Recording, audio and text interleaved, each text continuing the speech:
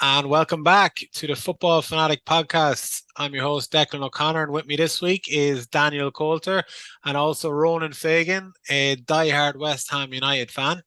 Unfortunately, Howard is not with us this week. We had a message up last week that one of us had to go to Turkey for a hair transplant. It was Howard, and it was a botched job, so he is still over there. And hopefully he'll be back with us next week. So we send him our good wishes, and we'll see what the end result was next week. Wish him a speedy recovery. Absolutely, yeah. I hope he's not gone to the same transplant merchant as Danny Ings. Oh, stop. Look. Howard could come back with a lovely flock next week, lovely flock of hair next week. So we'll see what happens. Brilliant to be back. We were away last week, obviously, and a lot of good football on over the weekend. Thank you to all who are still subscribing on YouTube and following us on Spotify. We're going to get straight into the weekend review over the weekend. So we're going to start with the Manchester derby. So yesterday I saw Man City beat Man United 3-0 at Old Trafford. So I was a very, very happy man. I was very impressed with City. A lot of papers this morning are saying that Man United were very poor, whereas I think it was more a case of Man City just being really, really good yesterday. They had their shape set up really well. Dan, you were watching the match. What did you think of it, and anything in particular that stood out for you? Yeah, it felt to me at times like a carbon copy of watching a lot of the Man City, Manchester United games, the derby games over the last number of years. It got quite boring after a while, which I found a few of them as well. And it was just another case of, I think Man United had no gears to try and match City, and once City got in front, there was no huff or puff even really in them second half. I didn't think Man United. I thought its substitution was a strange enough one, kind of I suppose so early to change into a brought Mount on for Ericsson? No, Armbat. Yeah. And that was maybe a strange one considering bringing on Mount in a game like that when he hasn't really been up to a whole lot as well. But like they were just poor. Like, and I kind of when you see the team sheet at the start and you see Maguire and Evans and you're looking at the money that Man United have spent, and look, I think most people, even Man United fans, were looking at it going, "Oh fuck!" In fairness, looking at that back then when you've got Haaland and Alvarez, Foden, coming at you. But yeah, first half, like the penalty for me was, I can see. Yeah, go on. Yeah, I was about to ask both of you. Do you think it was a penalty? I think there's loads of them in an awful lot of games, and I think it is a penalty because he had a hold of him. And it was very visible. It wasn't. Sometimes players are a lot more sneaky and kind of taking a tug. Where I thought he was kind of nearly, it was like a WWE fucking move. He was like put on him, it was. It was a penalty for me. Ronan, do you think it was? Did you see the penalty incident? Yeah, I think it was a penalty. Yeah, definitely. It is, Dan, as you were saying. Yeah. It's one of those things. Like if you look to highlights of every game, you're gonna find 100%. One of them. Whether it's a corner, whether it's a free kick, you'll see them in every game. So, I mean, if you're going to call it for one game, surely the referees have to start upping it and calling it for more. Yeah, but if you remember, they used to. There was a time there where there was an awful lot more penalties given for that kind of tugs and kind of scrapping in the box. There was an awful lot more penalties being given for it, and I think there was an uproar about there was too many penalties being given. So where do you kind of find the balance? I think when it's a big high profile game like that, it did give swinging in City's favour, and I thought though at times my God, United must have went through at least 5, not 10 minute periods where they couldn't get out of their own box nearly. There were like City were that dominant at times, and it was just a matter of when were they going to get the second, and then they then got a third as well. United had 1 or 2 chances, but yeah, look, their body language isn't great, and like that's another big game, and their record speaks for itself against the top sides. Their record is abysmal. Yeah, even though in the Manchester. No, apologies. Just I was reading this morning again. It's the worst start to a campaign since 1986, I think. Okay, yeah, and like that. Even Man United fans I've talked to over the last week or two, the results they have got are papered over the cracks. United fans aren't happy, even though they're getting the results. They got it against Sheffield United. They got over the line against Copenhagen, just about. And Brentford as well. Remember that? Yeah, Brentford. The ones, yeah, but they're only papering over the cracks. There's no patterns of play, or you don't know really what they're trying to do. And if you talk to any Man United fans, they would say the same to you, who would be watching their club and watching everything that's going on. They don't know what sort of type of game they're trying to play. You know, there was a lot. I think they got a lot of flack. Only caught small bits of it on social media, but I think they got a lot of flack from the pundits over the performance and just in general how things are with Man United at the moment. So it speaks for itself though when you're getting that out of class. Considering you think after last season that they'd be bringing a bit more to the party, they look like they've gone backwards, significantly backwards. Yeah. No, I fully agree, and I'm not going to go too hard on Man United because over the few weeks, like they seem to be a constant on this program, their form, etc. But I suppose the fact that they're playing City, that's the game that we're kind of covering. One pundit in particular, Keane, yesterday said that Bruno Fernandes shouldn't be captain of Man United. Ronan, do you have any thoughts on that? Well, I was just looking at the Rugby World Cup final Saturday night, and like when you look at the decisions that went against New Zealand, a lot of the decisions went against New Zealand the other night, and there was no flack given from the New Zealand captain to the referee. There was no verbals given back. Just listened, walked away. Yeah. Every time I see a decision given against Man United, I see Bruno Fernandes about to chew the face off the referee. Yeah, that surely impacts his game as well. You know, he's not focusing on what he needs to do on the pitch. Obviously, Ten Hag saw something in him to give him the captaincy. And that's the thing, I suppose. You know, he took it off. He took it off Maguire. And I suppose who are the candidates then to possibly give it to? I mean, I know Howard had said. I think Dan, maybe it was you that said Luke Shaw possibly. Who There's else? Not many though. There's not many. No. Luke Shaw was a possibility. Rashford was a possibility. I guess he's been there a few years now. Casemiro after last season, but he's fallen off the way completely. Yeah, and if you think of it, an awful lot of the players that they have there, like a lot of them aren't Ten Hag players for a start. So you know whether or not he trusts a lot of them lads. There's some of them that have been United far too long. They're still getting the game or on the bench that shouldn't be anywhere near the side. So, like, the options are limited for the lads that are around Man United in a while. There's not too many of them that are around in a while that are actually top-level performers that you'd say would galvanise a team or pull them out of a hole. And, yeah, he is. We've talked about earlier this season. I think we all nearly said that he wasn't the right choice. We didn't think he was the right choice for. But, like, he's a 10. He's a 10, and Ten Hag hasn't been playing on the wing. And when he's not in possession of the football, you rarely see him going out there doing defensive duties. That's what I see of him. You know, but like part of the problem is go on. No, but like part of me when I'm watching Man United, if I'm, you know, which I wouldn't watch and overly focus on them, but like if I'm watching them and a decision goes against his teammates, he's the first man to the referee. You know what I mean? It's you know, which means he's not concentrating on what he should be doing. Really, like, you know what I mean? He just needs a cop out the whole time. And I don't know. It's like he's a fantastic footballer. That season he joined, he really, you know, he galvanised the team. It was a revelation under Ollie, but he seems to have regressed under Ten Hag. Yeah, you know, they look very similar.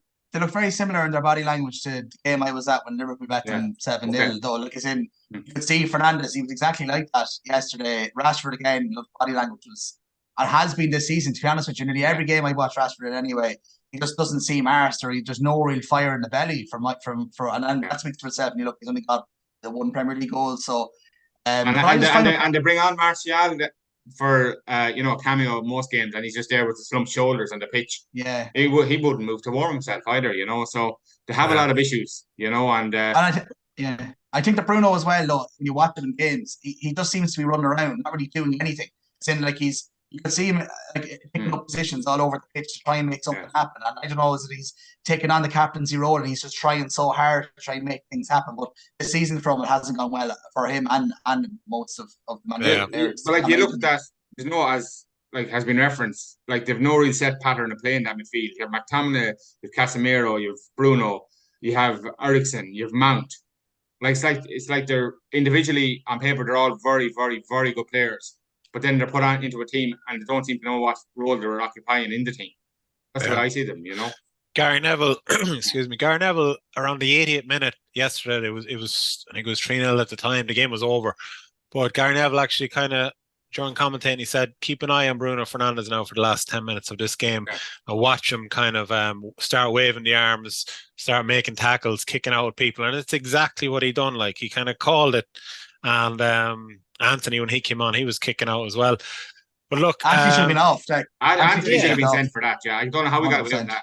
Yeah, but Yeah, he's been a major disappointment for Man United as well. Considering, I know transfer fees are fairly inflated anyway, but considering they played nearly 100 million euros for him, he's been absolutely septic, really.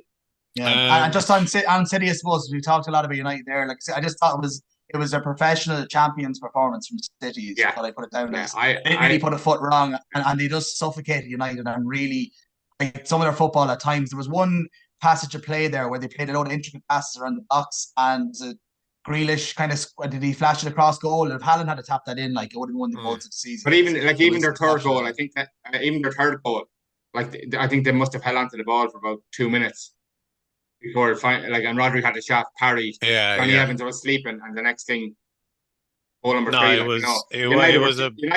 United weren't even, at that stage they were just out on their feet. They weren't even chasing down players, which you should be even at that stage. 2-0. Dunphy again. I love reading him on Monday. Yeah.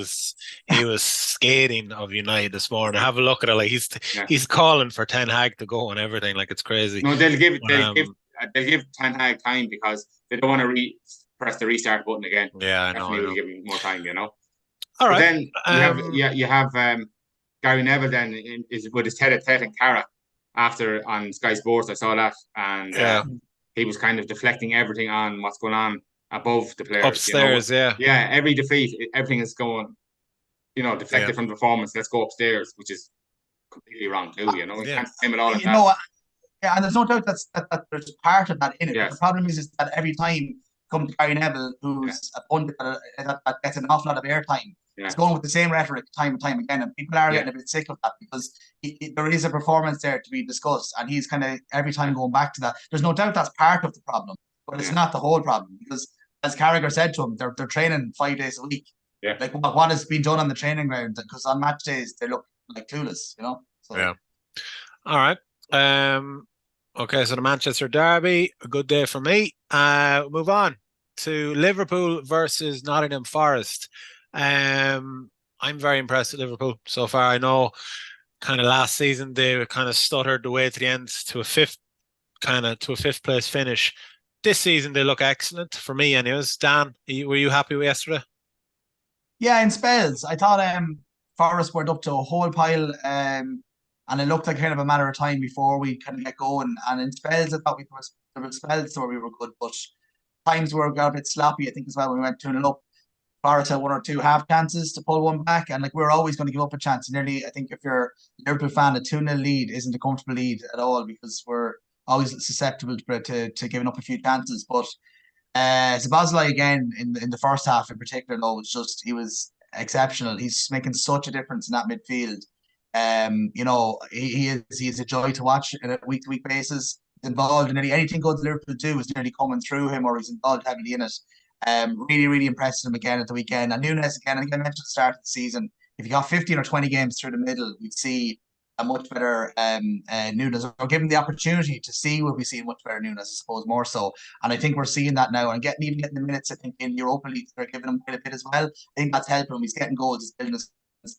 I know enough on the there on Thursday night, but even what he did to get that chance was Núñez would have done that last year. He took around the defender, around the goalkeeper. He should have scored. And I do think that's a part of his game that he needs to improve his concentration.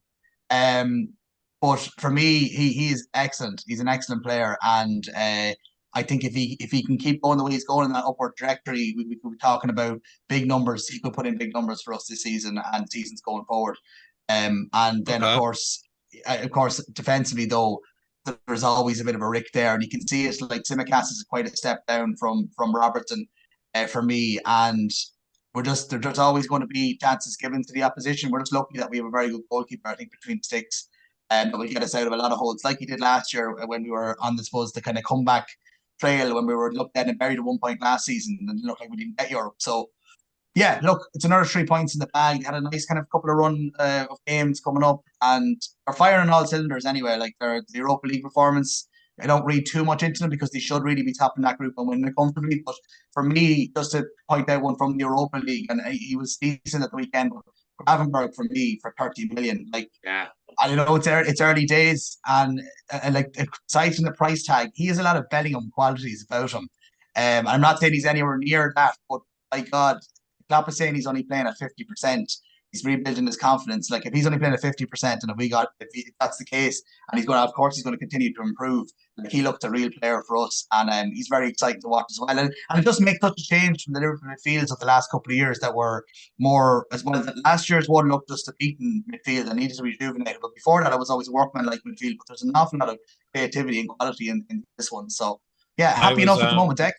Yeah, no, I was watching highlights of the game at the same time reading about what happened to Luis Diaz's parents back in Colombia, which is insane. And that was a nice gesture.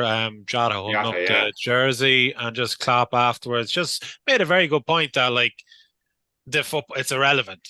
At the end of the day, like when stuff like that is happening, like football, it's irrelevant. Like, but I suppose a question I wanted to ask Ronan, Dan seems to be a little bit skeptical, Ronan, of putting Liverpool as title challengers yet.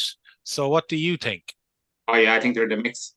Do you think they're there? Yeah. Yeah. I actually think it's. I do think it's between City, Arsenal, and Liverpool. I think Liverpool have been there before. They know what it takes. Their front three, no matter how they rotate it, there's goals in the front three, and the front three all got a goal yesterday as well. And Mo Salah is just ridiculous. Like he's still putting up some crazy numbers this season as well. I'd be of the same view as Dan. I think Nunez is a player. I just think he needs constant run again. Like he'll have those moments where, like he had in Europe at the night, where he'd miss a sitter, but like he'd just do something outrageous. Like he scored in that game. Yeah, he scored. Exactly. But that was a shocking miss. That that was Ronnie Rosenthal-esque, wasn't it? Oh, stop! My God, yeah. Do you remember that one? Yeah, but you have Gravenberch, McAllister, and Szoboszlai. Szoboszlai is arguably one of the purchases of the close season. Really. 100%. Yeah, like 100%, the way he's just seamlessly transitioned into that team, and like Gravenberch, the few pieces I've seen him as well, he's been fantastic. Like so, you have got a very potent top three at all times, a very workmanlike and creative three behind him. And like, I'd say the team that was named yesterday, Dan, are Robertson would probably be would that be probably your best 11? Yeah, and the problem being is that who would you prefer in beside Van Dijk? I'd have Konate definitely in beside Van Dijk 100% every day of the week. Yeah. But for me, the problem being with that midfield is we still don't really know what Gravenberch is yet. I don't think it's really clear what his position really is. But like McAllister, I've mentioned several times, he can't play the six. When you're playing better sides, it doesn't work. And I think Gravenberch and Szoboszlai could be too nearly attack minded, and you have McAllister in mind. That's why I just think, put it this way: we play City in a couple of weeks away from home, and if we manage to go to the Etihad and put up a good performance and possibly win, I would be more in line to start talking about title to be in that mix. But that'll be for me now will kind of tell a lot. Well, you're definitely Champions League contenders. Top four anyway this year. Top four. Like there'll be no way you'll be toiling away in the Europa League next year anyway. That's for sure. No, like I'd be a lot more confident than there would have been at the start of the season. But I think that between ourselves and Arsenal, the gap probably isn't that big between who you'd say would be the main team to challenge City. I just still think that City have too many gears, and their bench is again insane. And like they put in Doku and lads that have just come in, and they have seamlessly transitioned into the Pep way of playing, no problem either as well. You know, so. But even you look at the likes of Mo Salah, who's been there for so long, and just as I say, churning out ridiculous numbers. Like he goes so quiet in games, and the next thing he has assist to his name or a goal to his name. Even in the Merseyside derby a couple of weeks ago, he was very quiet. The next thing he ends up with 2 goals. So he's just world class footballer, and there's nothing else I can say about it. There's a great article on him on Sky Sports today. Actually, is this the best he has been playing? But apart from that, in the game yesterday, if you watch the second goal again, and he has this kind of touch where he goes to pass it, he drags it back, and he passes again. He does it all in one motion. It's absolute. It's beautiful to watch, and it sets up the goal for Nunez. But I think your challengers, Ronan does as well. Dan, you're yet to be convinced, but I have a feeling that you're going to be up there. Well, no, of course you're going to be up there. I suppose the question is challengers versus do you think you can finish ahead of City? And I don't. So like it's kind of, I just don't think we're there. I think if we had maybe one or two other players in, like got another centre half in and a six, I think I'd be a lot stronger on our chances because we're going to concede a lot of goals. It's going to be one of them seasons where we'll need to score more than we concede, I think. Well, you're definitely more challengers than Spurs. That's for sure. Yeah, but like that, Spurs only play one game a week, and we've seen that in years gone by, where a team only has no European football, and there's no Carabao Cup better as well. So all they're focusing on now is the league. So as you said, no. Have you think about the season again? I'm going to throw this out there because I was in my head the other day. When you think of the season when Leicester won the league, it was Vardy and Mahrez, if you remember. It was Vardy, Mahrez every week. This year it's fucking Maddison and Son every week. Yeah. So there's definitely you can draw a kind of a bit of a and kind of think to yourself, well, okay, right. They only play once a week. He seems to be able to set them up well. If they can keep them players that I mentioned there, Song and Maddison, injury free, the man that they got in, the Dutch fella at centre half alongside Romero, I don't know where they got in from. Quality, like. Your man in Joggy is quality, so they've kind of pulled a few lads that no one has really ever heard. Well, I've never heard of anyway. That they pulled in. And affairs, Bazuma started the season pretty well. Where last year he was kind of an outcast as well. You know, excellent. Yeah. So I know we have the whole rhetoric around Spurs and Spursy and all that kind of stuff. But I think if you look at it on its merits at the moment, the fact that they are in really good form, they're going away to grounds that you think last year they wouldn't have won them games. They're like Palace and Friday night. You think that's a tricky one, and they kind of cruise to the win at the end, you know. Yeah. So I'm basically saying that I'm more of a believer in handball now than I was at the start. They're doing well, Spurs. So. We will see. All right, so we're going to review the West Ham and Everton game, but before that, I'm just going to quick rundown of the other results. Aston Villa and Luton. Aston Villa 3-1. They're continuing to show brilliant form. Brighton 1, Fulham 1. Looks like a bit of a slip up for Brighton. You would have expected 3 points there, I think. Chelsea good finish from Ferguson. It was brilliant finish. Absolutely. Good. Chelsea 0, Brentford 2. So that run of results, Dan, that run of games, your predictions are coming true. There's. I would have had that down as. Sorry, go ahead. Chelsea only won two. I think it was Chelsea only won 2 games at home in their last 16. Was it at home or it was something mental? They had one, I think it was March was the last time they won at home before they bet Luton at home. So like this whole thing of, there's no. I didn't really think that they'd win on Saturday. I thought the Brentford would get something, and they have a big run coming up now of tough games. And they do. They've no striker. You see the rumors about Lukaku and Abraham swap was being murmured there. I read that. Going through. Yeah. Interesting. Palace 1, Spurs 2. We just spoke about. Arsenal 5, Sheffield United 0. Howard would be delighted. Take some of the pain away from his botched haircut. But there, I'm not going to read too much into that because Sheffield United they're not up to much. They've 1 point. He must be near the door, is he? Yeah, they've 1 point. 1 point on the board. So I mean that. They'll be bringing back Chris Wilder next. I said. I think that could be what happened. Yeah. That was the talk. I mean, a couple of weeks ago, and I mean, nothing's improved since then. So, all right, those were the other results. Now, West Ham 0, Everton 1. Thanks, Deck. No, I just wanted to put it in the spotlight there. Say the result out clearly. I would have had West Ham down to win this game, given Everton's kind of poor start to the season and given West Ham's kind of positive start to the season. At least 2 or 3 games ago. What did you make of the game, Ronan? Any thoughts on it? Well, first I didn't see the game in full. I just caught some highlights last night. Yeah. But I was running the marathon yesterday, and when I turned on the phone after, my Athlone West Ham chat group had been blown up with how poorly we were playing during the game. And then the next thing, the inevitable text came in, 1 down, and that actually took the glass out of running the marathon. I would have gone back and ran another 26.2 miles on the back of that, But Forrest just keeps running. Life is not like a box of chocolates. Life is like a box of 1-0 losses. Oh my God. But no, it was by all accounts, the lads on the group chat were just saying it was as bad a performance in the last season or two. I would have expected us to bounce back after losing to Olympiacos on Thursday night. I didn't expect us to lose to Everton. Although I'd watched the Merseyside derby and I thought it was a bit more about Everton against Liverpool that day. But I still expect us to beat Everton at home. It's like if we have a team that have any ambitions, and I know I've been listening to your podcast, lads, and you've spoken very well about West Ham and their start of the season and their ambitions to finish top 6, top 7. And given that start, I would be very optimistic.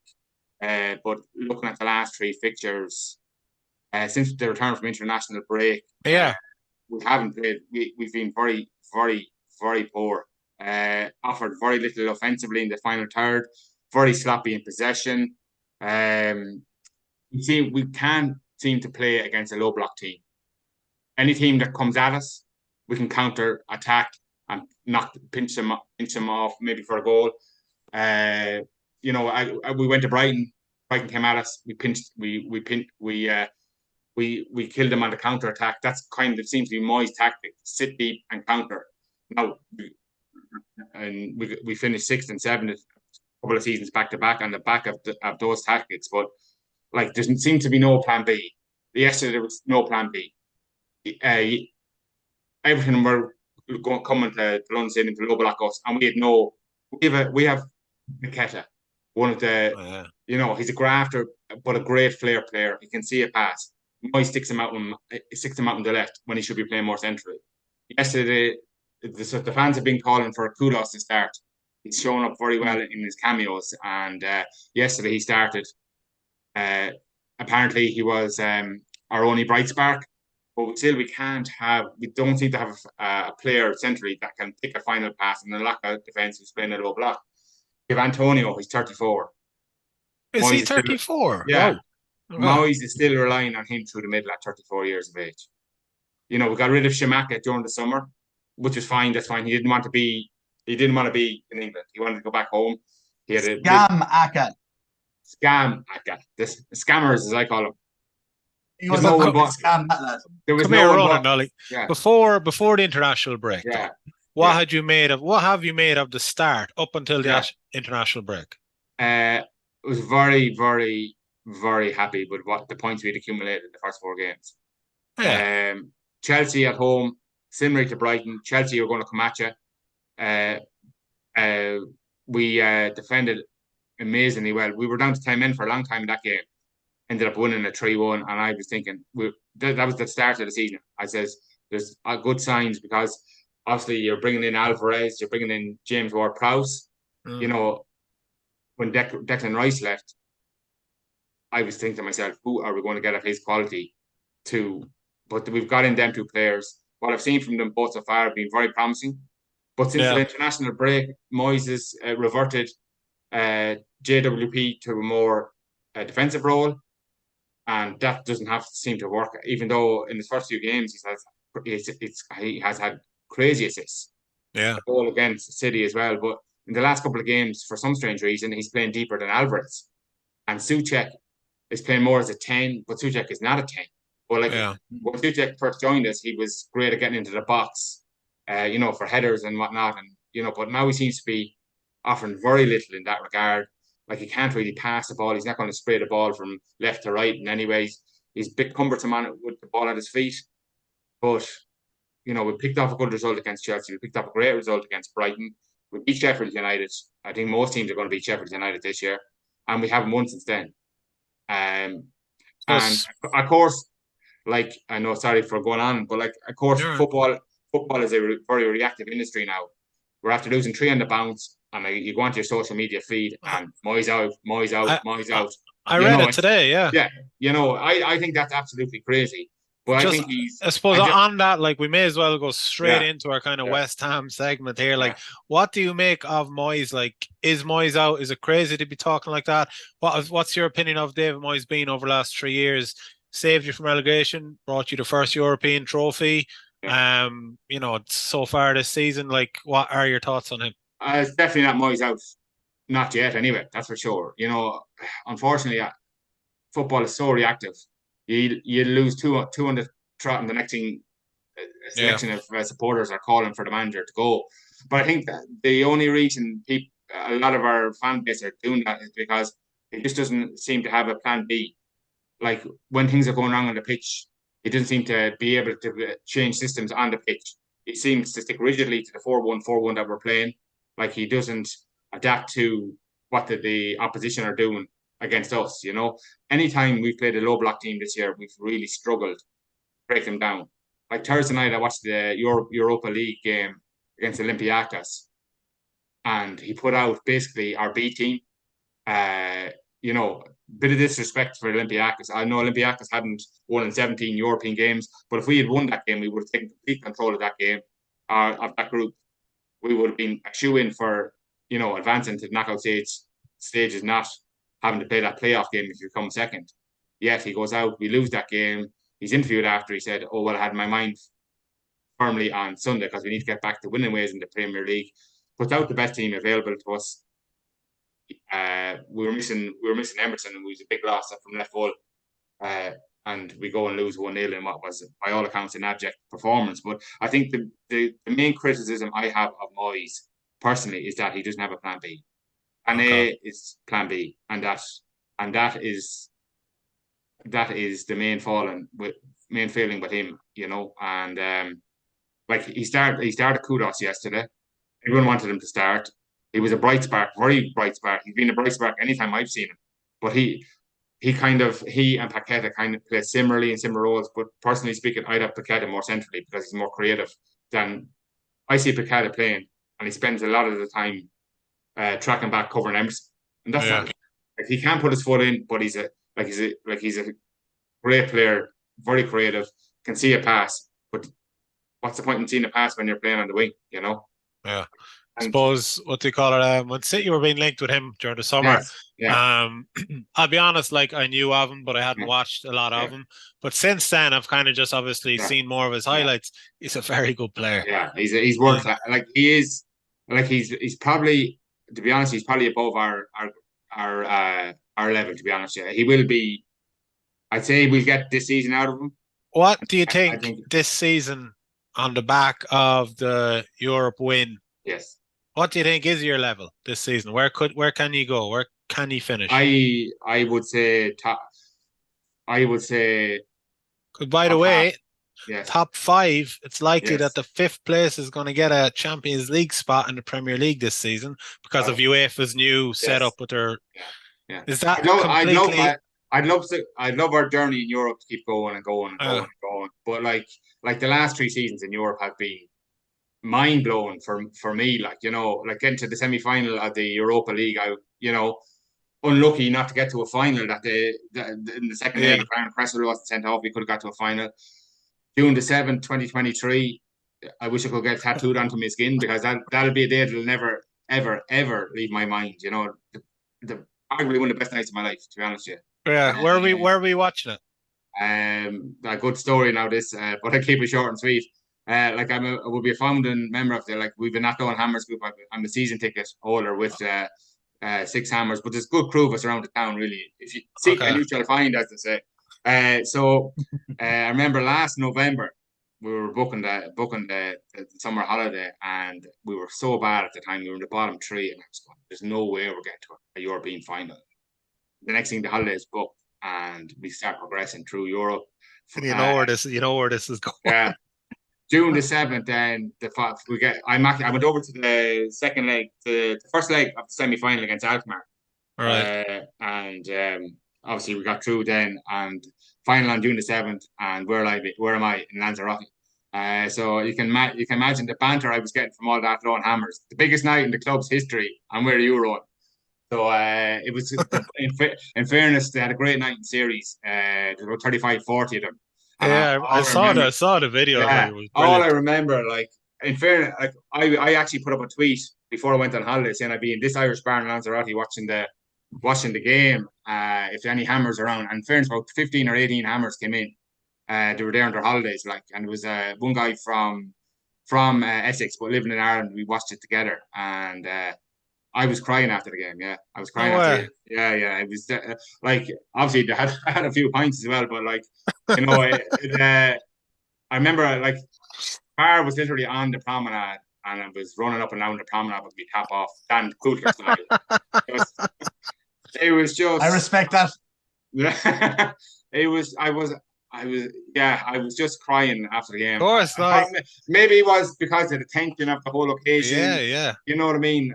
Like, I have a good question, and I'm yeah, gonna put you on the spot here, okay? yeah. Would you have rather been in series with your Hammer friends or being with your family in Lanzarote? Oh, series without a doubt. I hope to Christ you don't show this episode to your wife. But We can oh, always go back very to good. Lanzarote. Oh, very good.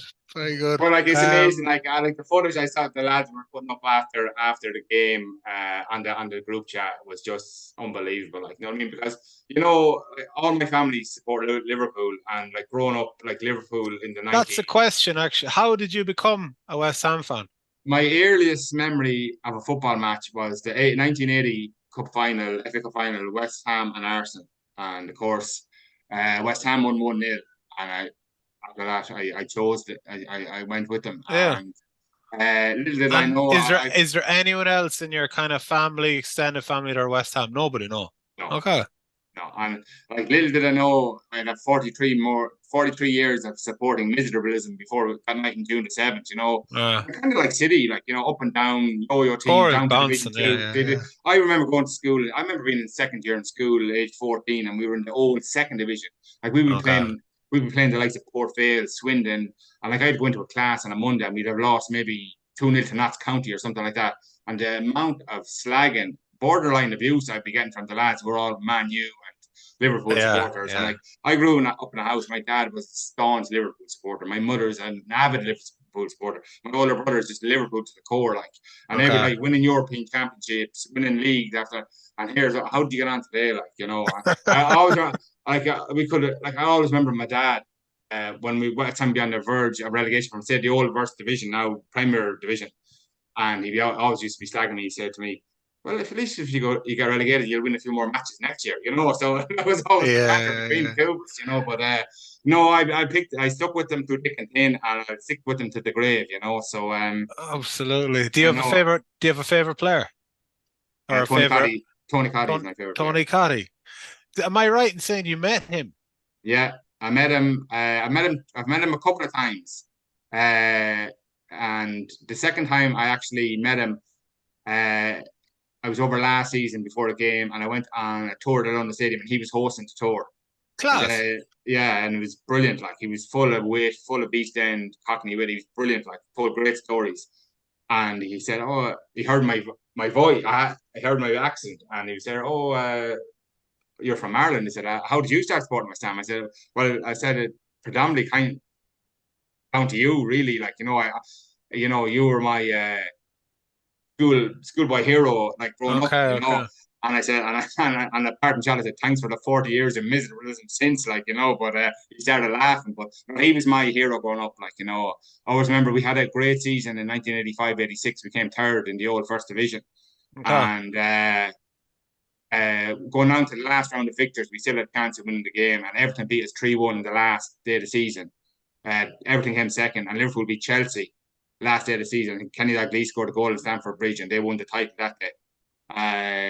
And I thought then we'd kick on from there, but the club never built on it. We've never really had owners that kind of aspire to greater things. Okay. And we were relegated in 89, back Bouncing up up and down then, now. bouncing up and down then. So, and like we really, like we came back up in 2012 from the championship, really. So, and thankfully, we've never, like last year, we did Yeah. flirt with relegation last year for a long, long time. And it It wasn't must have until been an odd season last year. I mean, yeah. you're Oh, as you said, you're flirting with relegation, yeah. but yet you're going on this absolutely amazing European Oh, last run. season was like you want to see our group that was boiling over. Like it was nearly split in two with Moyes out. But Okay. you know, every week we were losing, and you're just going. But then the lads were saying, "There's enough dross in the league to keep you above."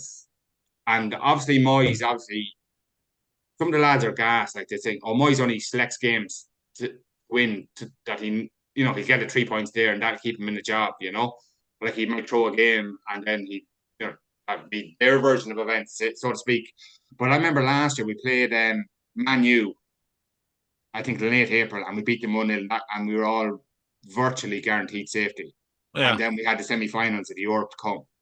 But like, I know people look down on that European trophy, but that European trophy was created for clubs like West Ham. Yeah, absolutely. That 100% created for us. And I remember watching. I never miss a game, and I remember watching the games going through and looking at in our group phase at that competition last year. Like, competition was terrible. Like you're beating them 3 and 4 home and away. And then when you get to the latter stages, obviously you're playing Fiorentina in the final, and they're going to give you a right good game because they're obviously a renowned Serie A team. But on the night in question, I suppose, the manner in which you won the game, injury time.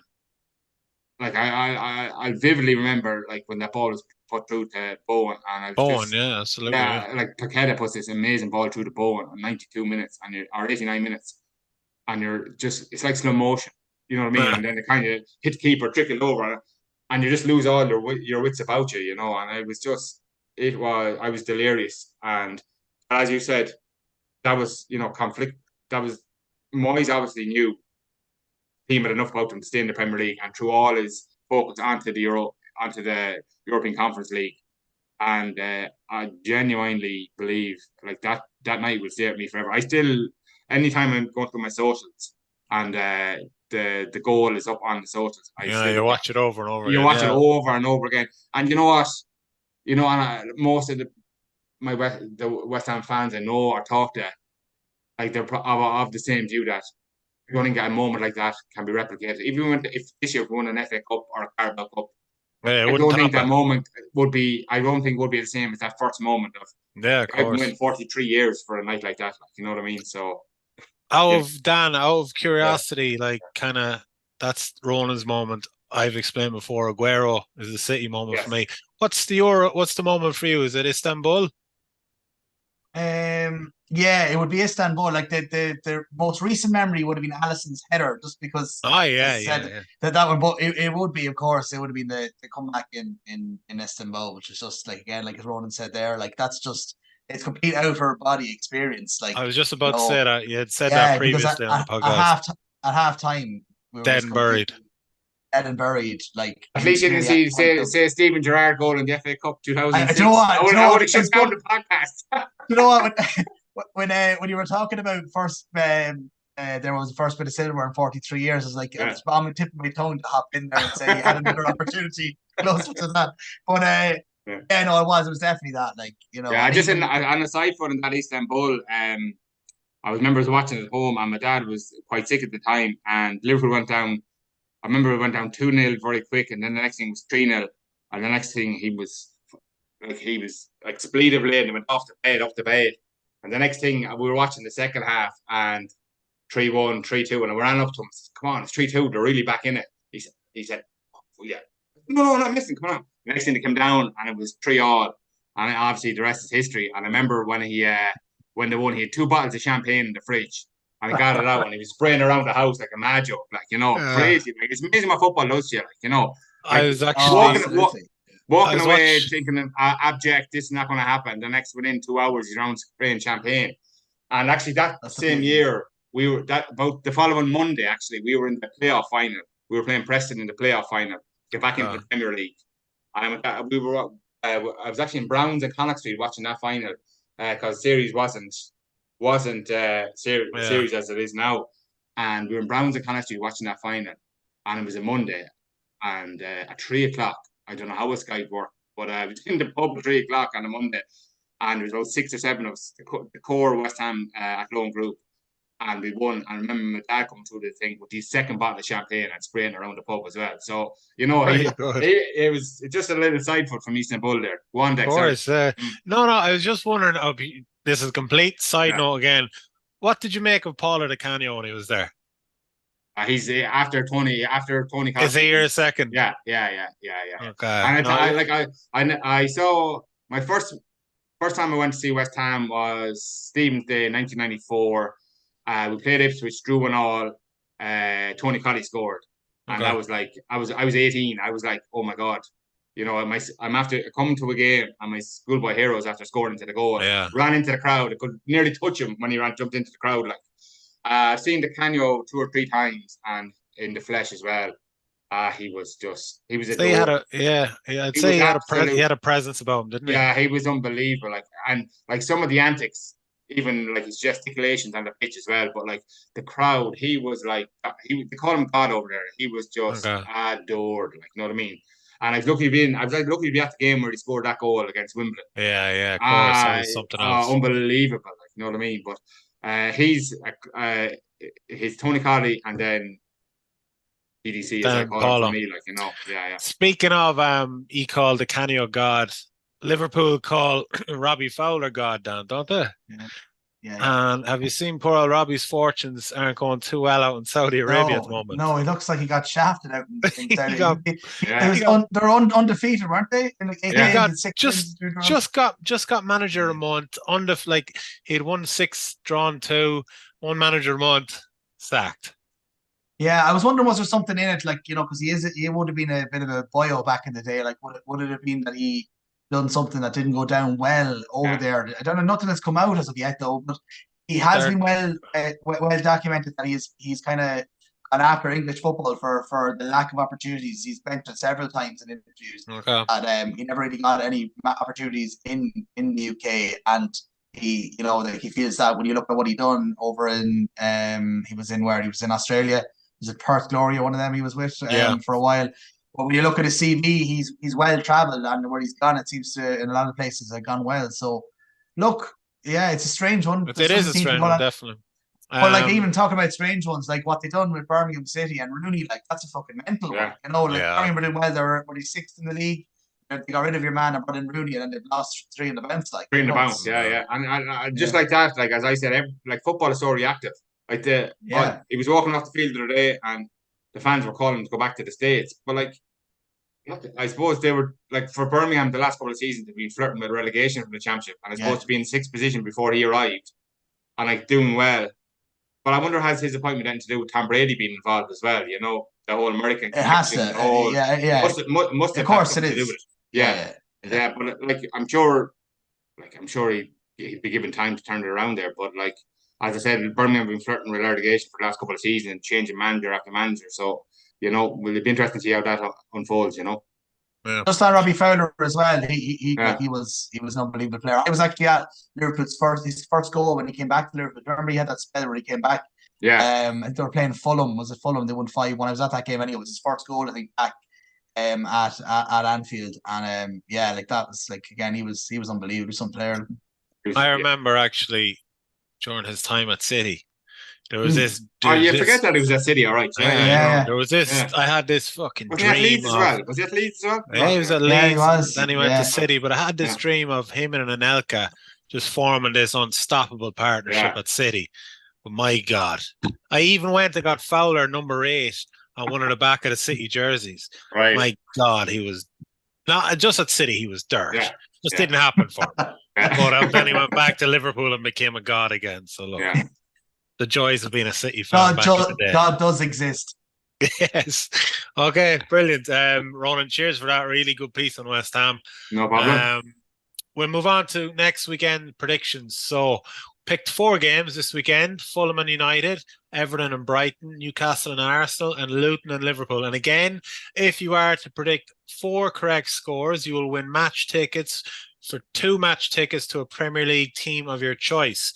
So no one has done it yet. It's a very hard thing to do, but if you are able to do it, there's a great prize at the end of it for you. So we'll start with Dan. Fulham and Man United. What do you think? Yeah, it's a tough one. It's a tough one to predict nowadays, isn't it? Yeah, it is. Fulham aren't great. I've watched them a couple of times now. I think they're really missing Mitrovic, really missing him. Big time. And they just they play up what you call him. Zintas, is it, or he's not great. Vinicius. He's not. He's not like the Vinicius in Madrid anyway. That's for sure. Oh, he's not. This is Vinicius. Vinicius Senior, we'll call this lad. Yeah. You know? So, but then again, just the way Man United, like, confidence is very low. I've gone for 1-1. Yeah, Okay. I think it'll be a draw. Yeah. 1-1. Ronan, what do you think? I go Desmond 2-2. Okay. 2-2. I am going to stick the dagger in United even further and go 1-0 to Fulham. Not surprising. No, I just again, it's not taking the piss out of United. It's just genuinely things are not good there, and I don't see them getting better anytime soon. Okay, Everton and Brighton. Dan. I've gone 3-1 Brighton. I think they'll stop the rot. Yeah. 3-1 Brighton. Ronan, what do you think? Everton at home, are they? They are. Yeah. After the weekend result now, that'll give a bit of confidence to Everton, I reckon. I go 1-1. 1-1. I'm gonna go with a 1-0 win to Brighton. Just on Everton.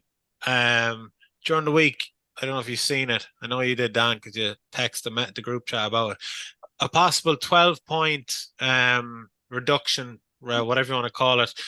Possible 12-point penalty coming for Everton due to the breach of financial fair play rules. Just a quick thought. What did you think, Ronan? What did you think, Dan? And if you want to mention City, Dan, go for it. That has been recommended. That's been recommended by the Premier League, hasn't it? Dan, is that the way, Dan? They've recommended a 12-point deduction. So I just heard that, but I don't know what the next stage of the process is. If it's going to be, not sure. Or is it an independent view on it, or how is it? They'll probably appeal. I'm sure there's an appeal process as well. Yeah. Probably where they can appeal it. And they're not end up being 12. But 12 is a lot to a club who are going to be flirting with relegation again this year. It's a heavy one to take, but I think they kind of knew that something was coming. I don't know if anyone expected it to be this to be a points deduction, but it's a hefty one. And you'd imagine. Tech gave 115 charges, isn't it? 115, correct? Yes. 5. So when you multiply that by 12, that's 1,380 points that Man City could be deducted. We could stick them again. Stick them into fucking the conference at least. Oh, we'd be well below the conference. Stop. Anyway, knowing that this 12-point deduction may be imminent, nice of Moyes to give them 3 bonus points there at the weekend anyway. After his own loss. But like you look at it is an eye opener, though, isn't it? If that is the case, because there's a few other clubs. Are Wolves still under investigation? I think they are as well. Yeah. You know, if that is the way it's going to go, it probably is the way it has to go, though. If there is people who aren't playing by what the rules currently are, or finding loopholes. I think if you get over 100, 100 you get off to that. That's the rule. 1 or 2 you get the points deducted. Yeah. Over 100 charges you get off. Yeah. Anyway, time will tell. Innocent until proven guilty. All right. Look, we'll have our day where that whole area of City and 115 charges. It's going to come eventually. I'll wear a suit.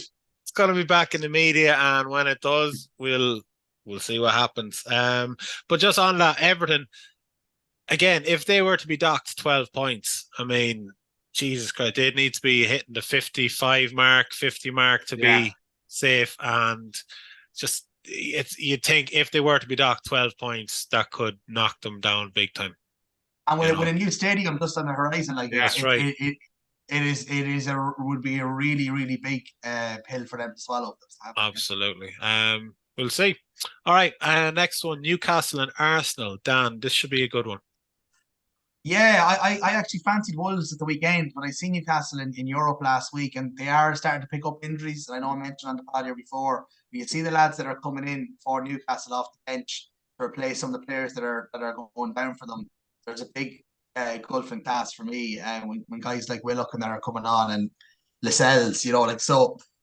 Yeah, they done all right at the weekend against Wolves. It was, I suppose, the penalty, which we didn't even have to talk about, which wasn't a penalty, an absolute joke of a decision, that one. I haven't seen that, but I still though fancy them when they're at home, regardless of what side they put out, especially against a big team. They're going to be a tough nut to crack. So I've gone for a 2-2 draw with the Gunners. Yeah, I think it could be an entertaining game, but I nearly was going to go for Newcastle win, actually. Sorry, Howard, but just gone for 2-2. Just on Newcastle as well. Tonali, 10-month ban. Big loss. Oh, massive there. Yeah. He looked good at the start of the season. I know he got an injury then, and he kind of was a bit in and out. They were only playing him sporadically, I think, then as well. But in the first couple of games there, he looked like he was slotting right in again, and a real upgrade on again what they had. You know, he's a much better player than Longstaff or Willock or these guys that were coming in. So it is a big blow. It'll be interesting to see. I don't know the whole crack of how it works. There was talk of Newcastle going to sue AC Milan. I don't know how all that works, like, or whether or not there's any sort of a case to really answer there. It'd be typical sneaky Italians to have got away with one there, wouldn't it? They'd punish those sneaky Italians to have got one over there on Newcastle. But look, do I have sympathy for Newcastle? No, because they could easily go out in fucking January and buy another player for 60 million. So I don't have too much sympathy for them. All right, Ronan, Newcastle and Arsenal. What do you think? To do, if Isaac is unavailable, I think Wilson is very flaky in front of goals. But if Isaac is, I think Isaac is a super player. He's a very potent threat anytime he plays. Jacob Murphy's another big loss for Newcastle as well. I fancy Arsenal actually in this one, so I'm going 2-1 Arsenal. 2-1 to win at James's Park. It's a big one. Yes. It's a bit harsh to Wilson though. It's not like Wilson when he gets in. No, he's done well enough for Newcastle though. He's injury prone, I know, but yeah, seems to always chip in. I think Isaac is more reliable in front of goal. He does chip in all right, but I still have Isaac in the team ahead of him. You know. Yeah. Fair enough. I'm going to go 1-1. I think Arsenal are going to. I'm not going to slip up because going to James's Park and coming away with something these days, anyways. It's a good result. Now the final game, Luton versus Liverpool. Dan, we'll start with you. What do you think? Be nice to Luton. Yeah, look. Yeah, I don't know. It'll be interesting coming into the season whether or not Luton end up being near enough one of the worst teams that I've ever. Worst ever, yeah, no. Yeah, in the Prem, and they're bad, aren't they? But anyway, I've gone for 4-0 Liverpool. Yeah. Ronan, what do you think? I won't be as harsh. I'll just go 3-0 Liverpool. Okay, I have a soft spot for Luton. I'm gonna go for Luton there. Go on. No, I don't. I don't even have hat trick. I don't even have the guts to go for Luton, but I'm gonna say a 1-1 draw just to change things up a little bit. But I don't even have the confidence to say Luton will win because Luton are just they're a different breed of kind of promoted team over the last few years. I don't know what they just chose not to invest over the summer. Like their record signing was 4.5 million. I know they're doing up their stadium as well, but I think they came into the league thinking, we're going back down. Let's be smart about this with the money we get reinvested over the next few years. And I think Sheffield United was a bit like that as well. Like you look at the kind of window they had as well. Like it's kind of nearly consolidate. They go back down. They get the parachute payments in as well, and the likelihood is that they could be in the mix to get up the following year again, and have got a lot more money in the bank. And that's what it looks like with both of them. Yeah. With teams, we didn't even mention your good friends. It's funny you didn't mention Burnley and company, but they have a from what I remember is they have 3 of the next 4 games are at home. I was looking at Burnley, kind of what they have coming up. I think they play Sheffield United and they play Palace. And and West Ham. But like if they don't get a couple of results there, I actually think he could be gone before Christmas. Company. Yeah. Let's see what happens. Big Sam. Jesus Christ. Look, nothing would surprise me with that lad at this stage. He'd go to any team and see what happens. That serves pints of wine. Yeah. Jesus. Again, if you are to predict 4 correct scores, you will win 2 match tickets to a Premier League team of your choice. So we've began a lot more people texting in their results on Instagram, etc. So please do get involved. It's good crack, and you just never know. Dan thinks it will happen. I don't. We'll see. All right, so we'll move on to fantasy football. Dan, update us.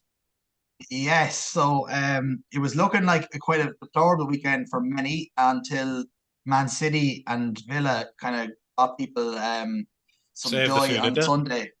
Yeah. So we have to give a couple of shout outs. Got a message there late last night when I was full of pints from David Halloran there, Kelleher's Heroes, who hit the 90 mark. So I think it's the second time he has got the Okay. most points in a game week in our league. So fair play. It's moved him up the table. What's his name? Team's name? Kelleher's Heroes. Oh, sorry, Keller's Heroes. Okay. What spot is he in? He is up to 17th with that. He's after taking a meteoric rise there up to 17th. Very good. Andrew Curley is still leading the way there with Curly's Whirlies. Man, Andy. He's still going strong there. And a couple of other things doing quite well as well. Yeah, 87 there for Oisin Strong, is it? Oisin Strong, yeah, he's a Tottenham fan actually. Yeah. And again, Eric Diarrhea there, Chris Kelly had another good week there as well. So you're winning the battle for 9th with Howard, aren't you? Yeah, I was looking at Howard's team there, and he literally, honestly, if City done nothing yesterday, Howard would have had about 30 points. I'm not even messing. He would have had a brutal week.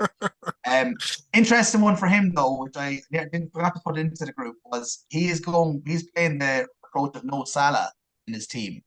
Okay. And it'll be interesting to see will he continue with that approach, because taken a small bit of a doing there, I think, in the last 2 weeks with not having Salah, I think, in his team. So he's down to gentleman's 15th there at the moment. Yeah, he's dropped a bit. Like the week doesn't really get much better for him. Bad hair, bad result. But anyway, it's a lot of people as well. It's gas how it works. Like I had Ollie Watkins in a few weeks ago. He's banging them in. I think he was the most transferred in player this weekend or last weekend they played Luton. Everyone put Watkins into their team, and it was just a classic Watkins to just go home against Luton and do nothing. So that's the way it goes in fantasy football. But it's still really, really tight there. There's like about 40 points between first and 14th. So okay. I just see you're in 9th. I mean, you've kind of been hovering around 9th for a while, Dan. It's kind of is it time to start making a bit of a move up the table? Yeah, look, I suppose the way it gets to now at this stage, probably the easiest way to describe it is at this stage now, especially after the second international break, most people have used their wild card. So what you kind of end up happening is that most people have about 7 or 8 of the same players now, or at least 6 of the same players. So you end up in a kind of a thing of okay. If you get me, because most people now have the Haaland Alvarez thing. Nearly everybody has both of them. They double up on both of them. All the Villa, Watkins nearly in everybody's team now as well. And then you have Son Madison are in most people's teams now. So it's very much a kind of differentials of them 3 or 4 players that you have that somebody else doesn't have. And then one other thing that's really interesting at the moment is the captaincy, because it was always Haaland. But in the last couple of weeks, Haaland had kind of quietened down.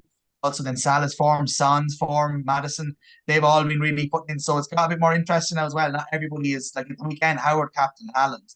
And there wasn't many in the league there. There definitely wasn't that many that had Haaland. It was more either Spurs star player or Liverpool. Actually, Salah was captain, the most captain player. So it's interesting. That'll be the differentials now. You'll see that kind of there'll be more and more similar teams with only a couple of lads different. But it's possible to have them all. That's the thing. You can't have Son, Salah, Haaland, Alvarez. Nunes is one actually I've seen a few lads have put in, and he's probably one now that a lot more people at there start putting in, because he looks like he's going to be a regular. So do you, Roland? Do you do fantasy football? I don't actually know. Sometimes I never got into it at all, and even though lads would be sending you codes to join up, I just never really got into it. No. Okay. All right, cool. We'll move on to the very final segment. So that's Monksland United. So both teams, A and B, were idle this past weekend. So I'd imagine they're having a good weekend of it. And next weekend, Abbey Leaks versus Monksland A. It's in Abbey Leaks on Sunday at 2 p.m. And Monksland B are at home to Burtown B on Sunday at 11 a.m. That's a home match in Cushla. Last man standing competition. Unfortunately, Dan's day has arrived, and of all the teams to let him down, West Ham United. Sorry, Dan. Honest to God. That's getting you back now. That's karma for FA Cup final in 06. Yeah. Honestly, I wouldn't mind. There was I didn't have too many options at the weekend. Right. But I thought who were your other options? There wasn't too many. There wasn't too many attractive ones. Like Man United, I still hadn't picked Man United, but there wasn't going to be picking them. No. the weekend. I think now there was one that was the Bournemouth Burnley game. I had kind of thought Bournemouth do enough to maybe scrape that one. Yeah. They were one of the but it wasn't too much to look at. But I had it kind of mapped out. I had United Luton coming up. I was like, right, United in on that one.